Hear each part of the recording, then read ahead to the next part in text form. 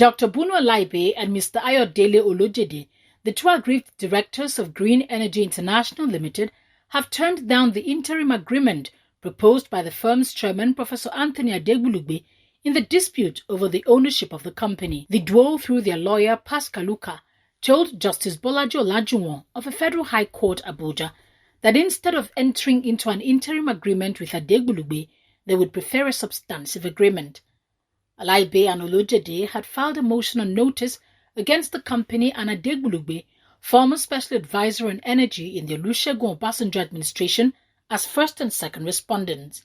The plaintiffs had in the suit, which was commenced via a petition, accused Adegbulugbe of a series of corporate wrongdoings, including unilateral usurpation of executive responsibilities contrary to the provisions of the Companies and Allied Matters Act 2020 and the company's articles. They claimed that they were unlawfully removed by the chairman, Adegbulugbe, of the company they jointly nurtured. Responding, Adegbulugbe had also filed a separate suit against the two directors before the court. When the matter came up before Olajuwon on November 2, 2021, the parties indicated interest to settle the dispute out of court, prompting the judge to adjourn for report on out-of-court settlement or for continuation of the matter.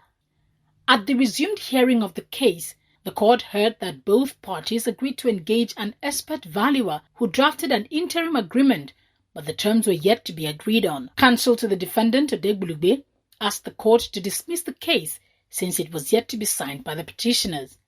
Responding, Uka, counsel to the two directors, disagreed on his prayer that their petition be dismissed.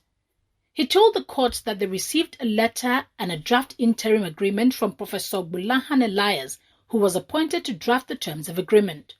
To show readiness to amicably settle out of court, he said they accordingly responded to that letter, wherein they stated their client's inability to agree to the draft agreement.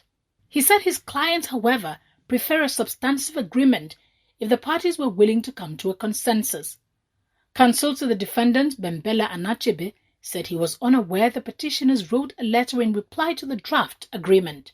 Uka, the petitioner's counsel, then prayed the court for a short adjournment to enable Anachebe respond to the draft agreement. He said if this agreement could not work, the court could proceed with hearing in the motion. Anachebe did not oppose the application. The judge, Olajuwon, adjourned sitting in the matter until June 7 for report of settlement or hearing of pending application.